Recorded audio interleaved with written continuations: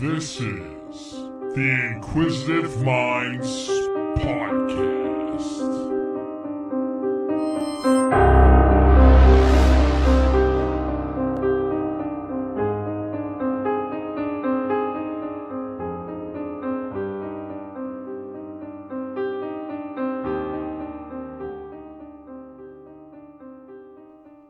Hi, thanks for tuning into the Inquisitive Minds Podcast. I'm your host, and over the last month, I've been called alt-right and a libtard. I just like to refer to myself as Johnny Smith. With me today, I have two special guests. Born and raised in Harlem, New York, he grew up with a mother that experienced visions and a family that practiced Santeria. The paranormal experiences began at 3 years old, and today he is a practicing Satanist, Matthew Elgandy. Welcome to the program. Thank you for having me. And my other guest is a local comedian, entertainer, and quoted as saying, "Sure ain't afraid of no ghost." Dale Miller, welcome. Thank you for having me. How are you guys doing today? Pretty good. Good, man. Okay, that's good to hear. I'm excited to have you on some interesting paranormal experiences today. I guess we'll start with you, Dale. You got something interesting to tell us about where you grew up? Yeah, no, so I'm not originally from Pittsburgh. I moved down here about 10 years ago. But I grew up in Jamestown, Pennsylvania. It's about right between Erie and Pittsburgh. And I've been through there. Shout out to the guys at Karate Sleepover out there. Yeah. We did. So there was a goodness, I'm losing my mind here. Back when I was growing up, I often stayed over with my grandparents. Okay. And the first night that I actually stayed over there, I went downstairs. I was watching just some TV. And I saw a man in a bowler cap sitting on our sun porch. And I'm like, wait a minute, no, this ain't right. And I got up and I went out. There was nothing there. About how old were you? I had to have been about maybe like 10. Oh, okay. Yeah, so this was like early. And then I was sitting down having breakfast with my sister. And my sister ends up saying there was a woman sitting at the end of her bed about the same time that I saw this man downstairs. We found pictures of people that lived in the house formerly. This was an older house. It was dated back to the 1800s. And man and a woman, as we described them in the pictures. Now, was there any type of family history haunting there? We don't know. That was my grandparents bought the place and ended up moving out, a couple years later. But I mean, as far as we can guess, that would be the resident there was the previous owner. So that was an early foray into the paranormal. Okay, Matthew, you grew up in Harlem, New York. I did. You said you started experiencing things when you were 3. You want to tell us a little bit more about where you grew up and how you grew up? So, like I said, I was born and raised in Harlem, and down in East Harlem, there was one specific building that apparently had history of theft, and apparently, like at that time, my very first instant was my mother told me that I had little spirits playing with me, because I was one day playing with it in my room, and my mom heard me yell, "Give me my toy back." So she came up and looked in my room and saw 2 little shadows about kid size next to me. From then on, I had those friends till I was about 7 years old. Now, you saw these children as well? Yes. At 3 years old, I did not remember. Okay. But like I said, I've had them around me since I was about 7. Okay. And so I do actually remember going to school with them and even just kind of sitting talking with them. Wow, that is fascinating. Dale, so after you had that experience, was there anything else growing up that you found? I mean, obviously, as you grow up and things go on, you kind of hear stories and whisperings and everything like that. And, of course, where I grew up, there was this big structure sat in the center of town called the Gibson House, or the Mark Twain Manor, as everybody liked to nickname it. Okay. Mark Twain actually never lived there. He stayed over as a guest of the Gibsons, but never actually lived there. That's the worst claim to fame. Yeah. It's like, hey, check out our McDonald's. Bill Cosby ate here once. He had 3 McNuggets. Like, what the fuck? Now it's the Bill Cosby McDonald's? Right. I knew that's a terrible person to pick after I said it, but he was the first famous person that came to mind. But Right. you know, that's an absurd claim to fame. Hey, Mark Twain slept here one time. Right.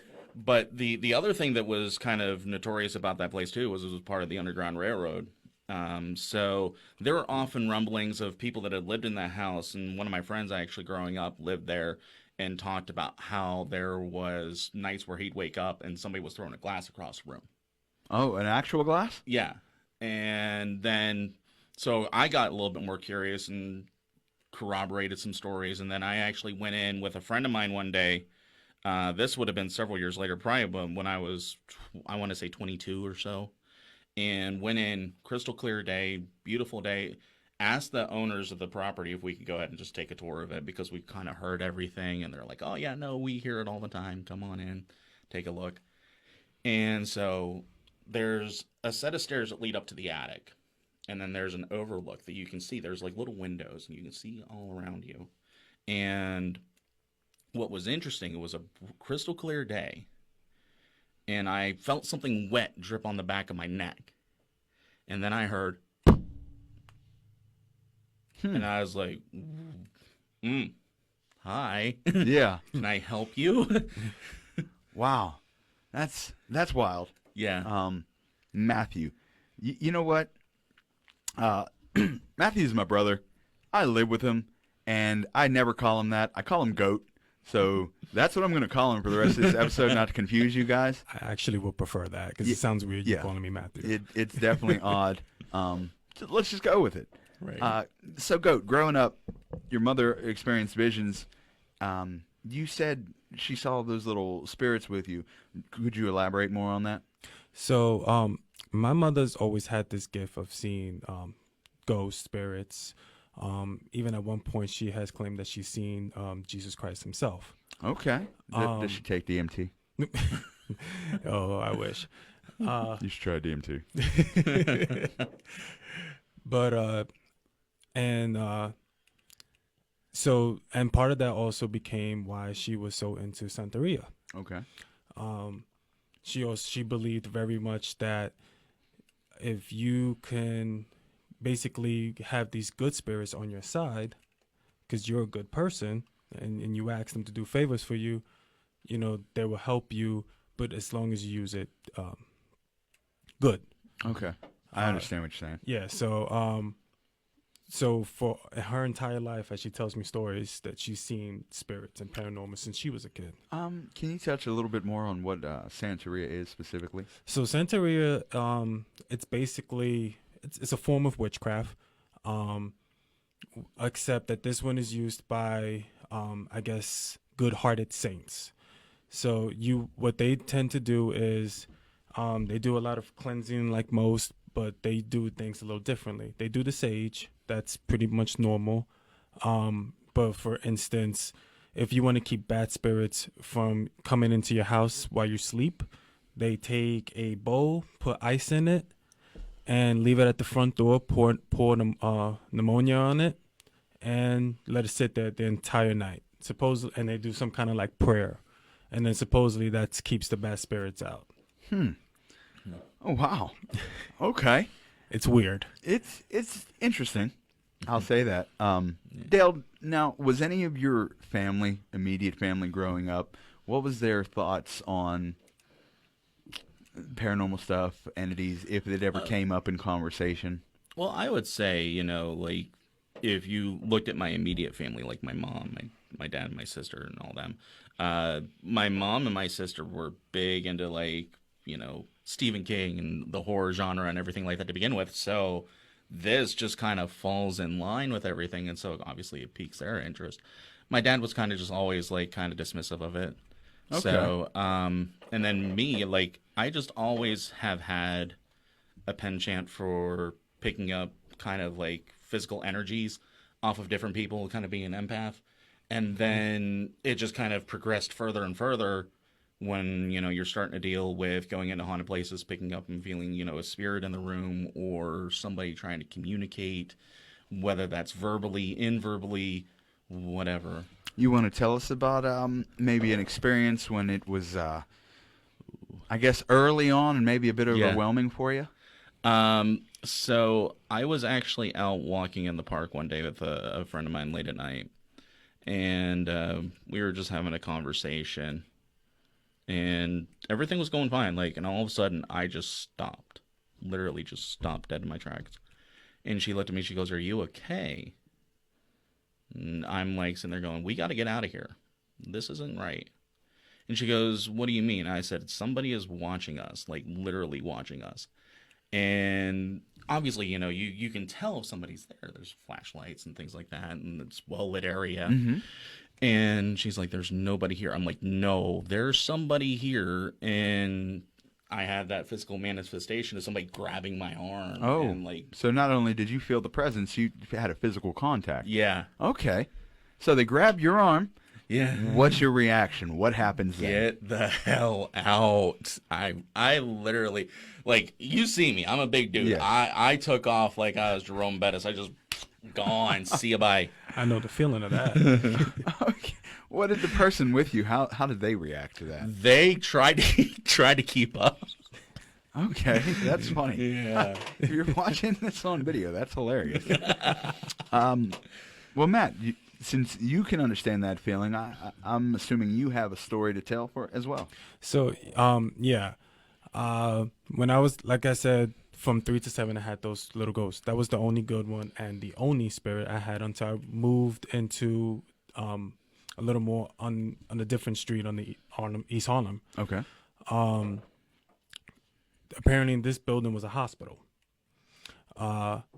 So then The building used to be a hospital? yeah, before it became like an apartment building, back in the days it was a hospital. Oh man, those are always kind of creepy. Ooh, you know. I don't like a hospital being repurposed for anything. It's very weird to me. So when I was about 7 years old, I was playing with my friend and my cousin playing Monopoly. And You sound like boring kids. yeah, we was. at least at that age. I'm just But so I decided to go to my room for whatever reason, I don't remember. And as soon as I opened the door, before I even turned the lights on, I'd see something of a silhouette in front of my window. Okay, turn the light on, and it was just two shadow people standing there. I froze out of fear. Okay. Okay. And then the only reassurance was when I called everybody over, they all saw it. Oh, they also so there was a group of people that saw these shadow people with you. Yeah. So after that, I just closed the door, calmed down, and just did my thing. I figured maybe it was a one-time thing. Okay, I'm sorry. I have to stop you because I have many questions. Okay. So I understand you see the shadow people, you freeze. Mm-hmm. You call for people, they come. They see it too. I know that's not everybody's reaction because you No. very nonchalantly said, okay, just close the door and call it a day. No. Well, I need to know what happened with these group of people and how did you guys decide to say, let's get the fuck out of here? Because I'm sure it wasn't, well, guys, that's it for tonight. So naturally, we was all freaked out. But Okay. my mom was used to this. So she figured out a way to calm everybody and kind of discredit it since we were too young to understand it. Mm-hmm. My cousin and my friend went with it. I just closed the door and just thought, I know what I saw. And I said, I'm going to leave it alone for now. That ammonia and ice wasn't working, huh? Not this night. Wow. How old were you? I was 7. 7. Yeah. Okay.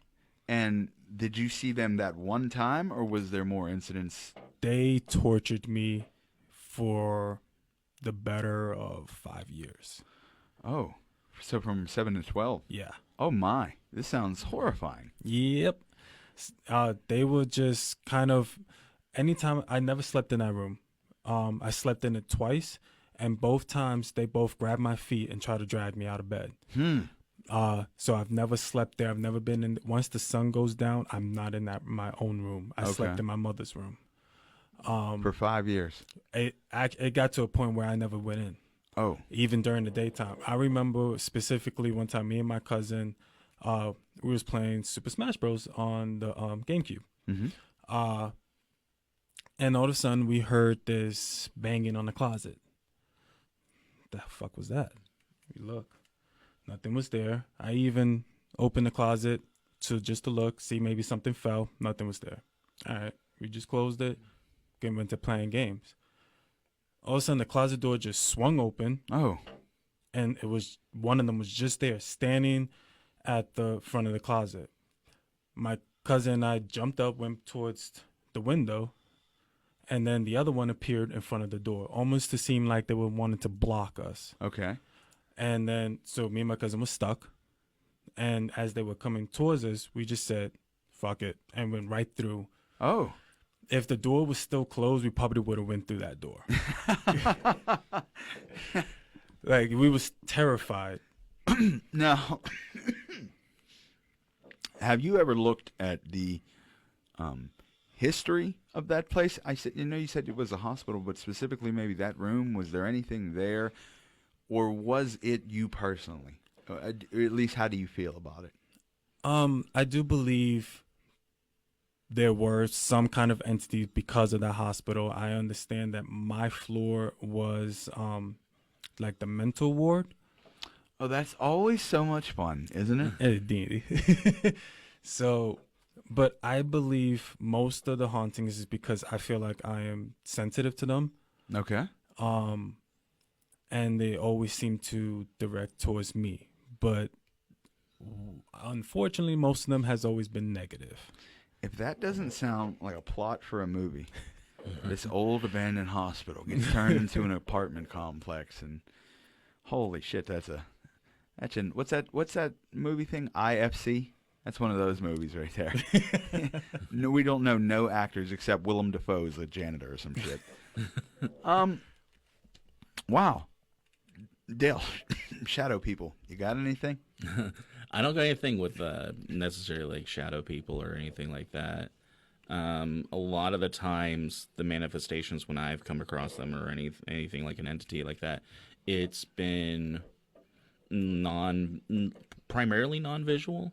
Aside from, like when I was again touring the manor and heard the knock shortly after when we left. My friend was like, something feels weird, and saw scratch marks and visual cues and things like that. And so then, of course, we got curious and investigated further and found out that there is an entity that was there. The legend goes that her name is Victoria, and obviously is not very friendly. Okay. When you encroach in her space. So we obviously came across her. Okay. So. And that's what you used to explain it. Okay. I recently went on a mini paranormal investigation myself up in Oakland Cemetery in Warren, PA. I went October 3rd. There was 4 other people with me in my party. And the reason we picked this location is because one of the members of our party is very new to these experiences. And the first instance he had was at that cemetery. Mm-hmm. So I wanted to go back. We were walking around just kind of exploring. It was middle of the night, pitch black. I will say, from what I saw, it was lovely. I get fascinated by old gravestones, and there was some people that were born in the 1700s that are buried there. It's just, to me, so interesting. But the most compelling bit of evidence we got for something being there is we were walking, and I put the pictures up on Facebook already. We were walking, and one of the members of our party says, "Oh, stop, guys, my back feels like it's on fire." So we checked his back, obviously, and there's very large scratches on his back. I didn't measure them, but you can tell from the picture, at least 15 inches. He's got a wide back. It's not a shot. It's just, we got 2 EVPs. I don't see. That's the group consensus, and me personally, they're not as clear as I would like them to be. But I don't remember what the one said. The other one, supposedly I asked a question, and it said, "Yep." But, again, that's an easy word that can be made out of a sound. So, for me, they're not clear enough. But we did also use a spirit box. Tried to communicate with the dead. And, I will say, guys, no matter if you think this is real or not, it's fun. So take it for what you want it. I don't know everything, so it is what it is. But when we use the spirit box, we had some very intelligent responses. I like to take a direct approach. So at one point, I said something to the effect of, if we want to communicate, but if you don't have anything to say, I'm turning the fucking box off. And immediately after I said that, a voice comes over the box and said, "Fuck you." So I turned the box off. Another member of our party turned on a spirit box, and we began communicating. And at one point, something was said out of the box. Insignificant. I don't remember what it was. But me being a wiseacre, I cracked a joke. And after I cracked the joke, a voice came out of the box and said, "Do you want to try again?" Or "Nice try." It said, "Nice try. Do you want to try again?" I was like, okay. That's interesting. Things took a little bit darker of a turn as we were trying to talk more. And at one point, as I'm standing there, a voice just comes over and goes, "Wife." And, if anybody knows me, knows that how that word could affect me. Mm-hmm. Obviously didn't let it. I found it was fascinating. But after that was said, about a second later, a more feminine voice came on and said, "I'm so sorry." And I don't know, that was good enough for me, though. Yeah. I was like, all right, this was fascinating. It was definitely interesting. I took a bunch of photos outside of the scratches. We didn't catch anything weird, any orbs. I know, the thing is, I know investigators, and I like friends with Bigfoot people, and you'll see a picture of a forest, and they'll circle some nothing, and they'll be like, if you look closely, you can see Bigfoot. And it's like, get the fuck out of here. Yeah, right. So, there was nothing that I caught on camera, but that was interesting. I just wanted to put that out there. Right. I wanted to elaborate a little more on that. I will be doing some more stuff in the future. I'm pretty loose about it, though. I don't have any set plans. I just like to go out and have fun. If I experience something, I experience something. That was a good time, but I went out looking for it. Do you have a situation that found you? You said a lot of yours were more feelings. Yeah. I don't know necessarily like that. Like any situation that I've ever been in where it's like kind of I sought it out. Okay. It just kind of happened organically. There was one though that I've been kind of curious about and been doing my research on, and eventually may go and investigate it further. And that's going to be the Hotel Conneaut up in Conneaut Lake. Okay, you want to tell us a little bit about that? I've heard story beyond story beyond story of this place. Okay, and the biggest one that comes out is that it was a bride and groom staying in 321, and let me check this again. 323 and 321. They hear a voice of a female that stayed in the room, and what happened apparently was this woman and man just got married. Lightning struck the hotel. Hotel caught fire. She died in the blaze. Oh man. That's tragic. Yeah, it's tragic. Terribly tragic. It's tragic. And then just I've heard so much of different encounters, and like this is actually like this hotel that I'm talking about. They did a show on A&E about it, and I obviously want to go and kind of experience it for myself and see for myself and be like, because obviously, like you said, whenever you approach these situations, you kind of go in with a little bit of a skeptic's mind. You're like, I'm not exactly sure. I believe. Not even that. You also are prepared. Yeah. Like you're going in with the possibility of, I could see this, I could not, whatever. Even if you're being cynical, as if to like, when you just happen to see something when you're not even, that scares the shit out of you. Or it has the potential to, but when you go in there, you're more, not necessarily combative, but mentally prepared. Right, you're ready for that. So that's kind of like where I'm at with it, is that I would like to go. That would probably be if I was to seek anything out, it would be that one. Okay. I was at the Eagle. It's up near Erie, the Eagle Hotel last night. And we walked around there quite a bit, and we didn't get a chance to do much. It was an impromptu, but it's a very fascinating town, and apparently it has a lot of history as well, from the Revolutionary War. Don't get mad at me if I'm misquoting it, if it's another goddamn war. I'm not. Dan's the war guy. I'm just fucking. Yeah. I'm not. I'm the fun guy, supposedly. Like a fucking mushroom. Yeah. So, after these shadow people, when you were 12, and did they stop because you moved? Yeah. Okay. Now, did another entity or experience pick up after that? So yeah. At 12, we moved from the second floor to the first floor. Oh. The first floor was even more fun. That was a morgue. Oh, Jesus Christ. God damn.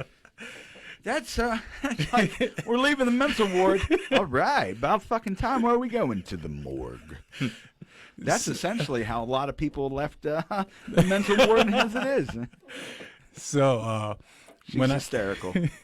So when I got there, one specific actually there's two specific memories that come to mind on that floor. Is one of them, me and my cousin was on a computer, and we was actually looking up ghost videos and ghost pictures.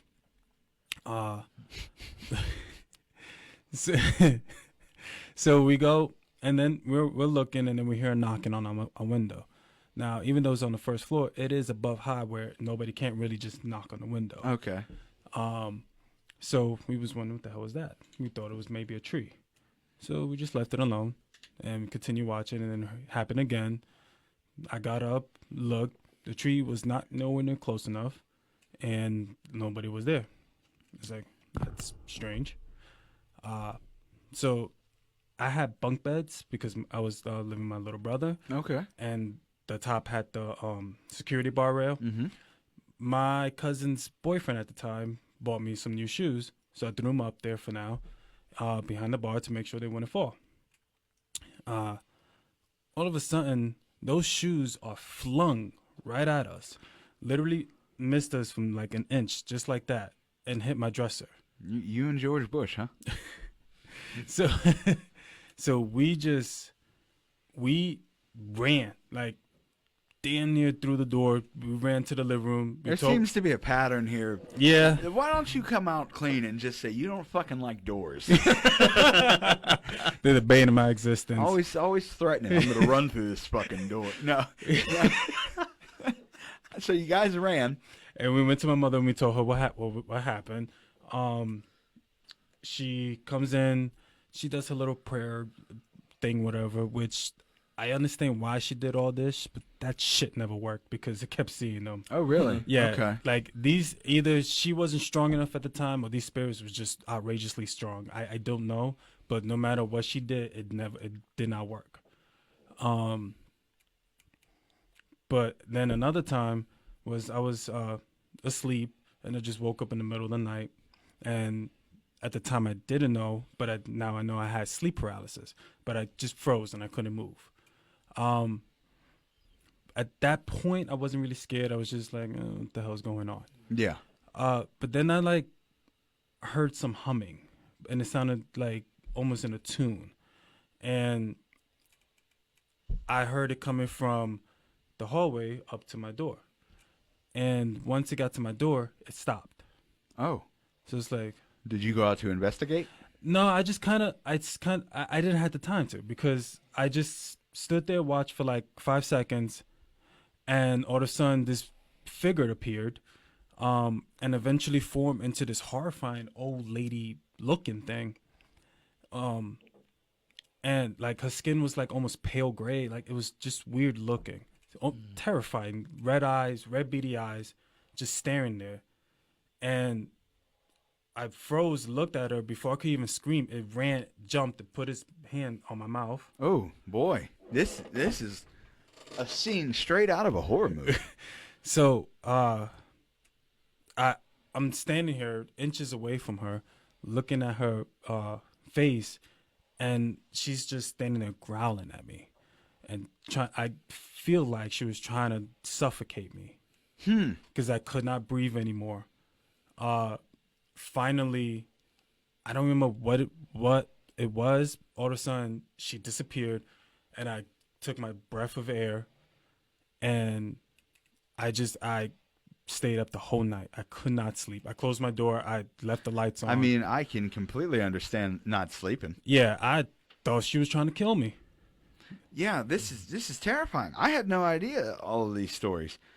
Wow. I want to take a minute, and if you're watching on the video, please check out my shirt. It's an Inquisitive Minds podcast shirt, but it's for breast cancer awareness, and it's October. You know, time to talk about breast cancer awareness again. But it's actually a cause that's very near and dear to my heart. My mother suffered through breast cancer. Thank God she was able to beat it. Not everyone is so lucky. I actually have some close friends that are dealing with that battle right now, and I am donating 100% of the profits to the Breast Cancer Research Foundation. They are actually the highest rated breast cancer organization in the United States. They were started in 1993. They're 100% transparent. You know, it is a great company.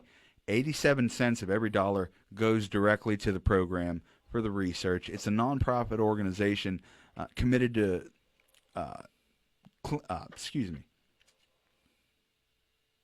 committed to take care of it. I don't know what the fuck I wrote down, guys. I'm only human. And prevention. They want to find a cure for breast cancer. They're great. Their website is bcrf.org. There's pants, leggings on there. There's shirts. They're on the Inquisitive Minds merch podcast store. The link will be in the episode. Please, it's a great organization for a great cause. Check it out.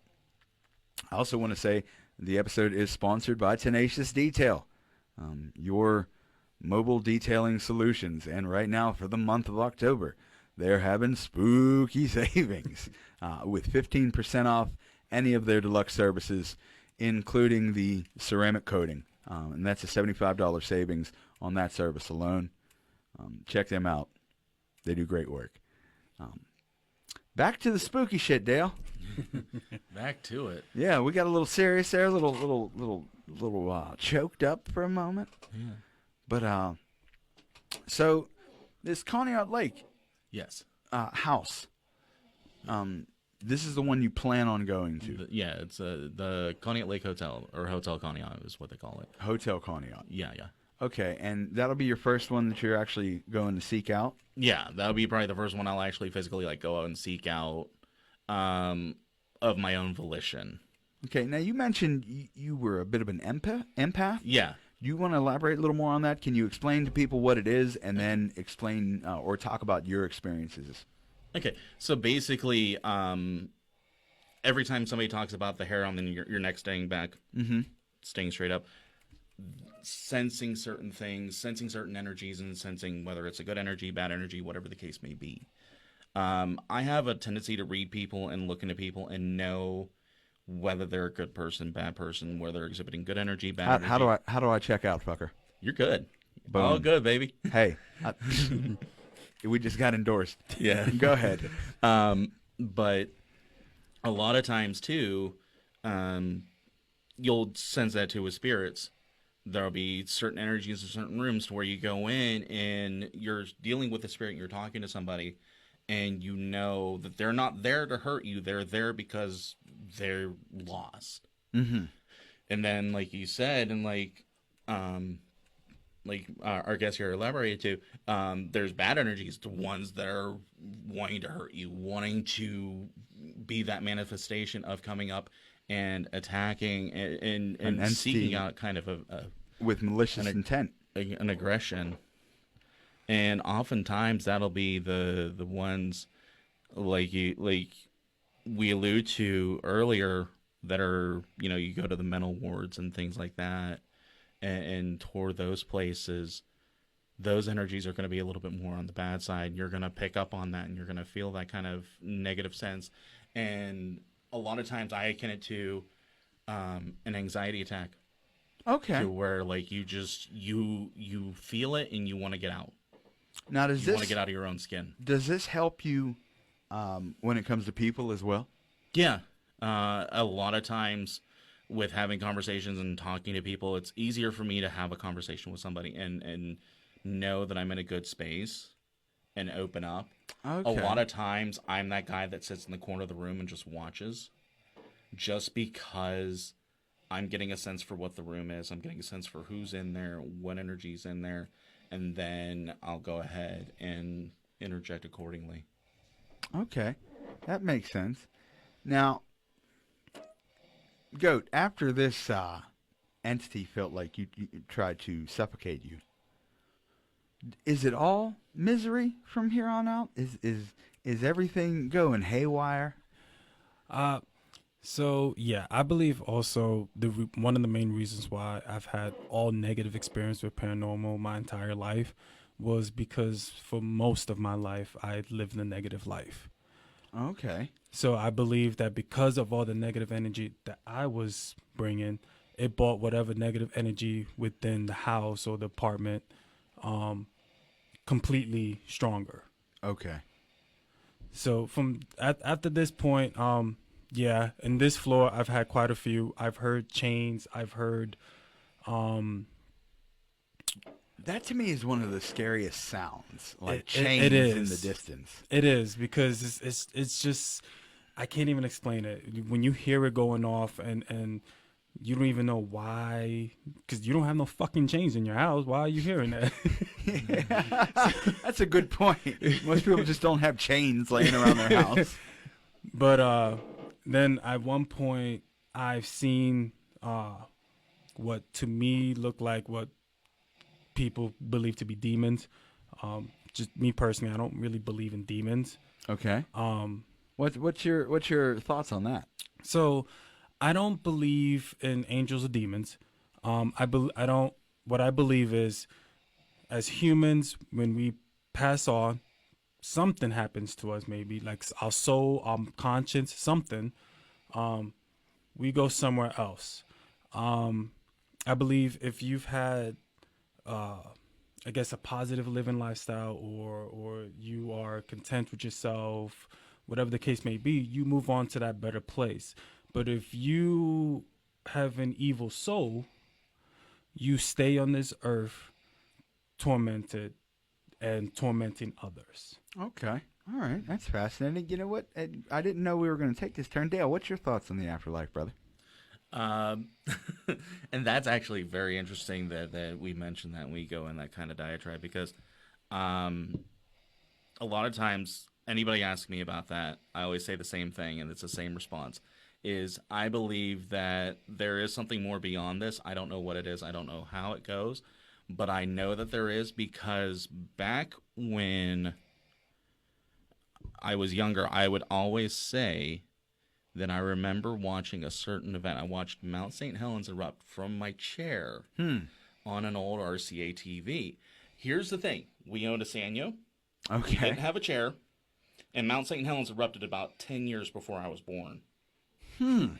So, but I remember every single vivid detail.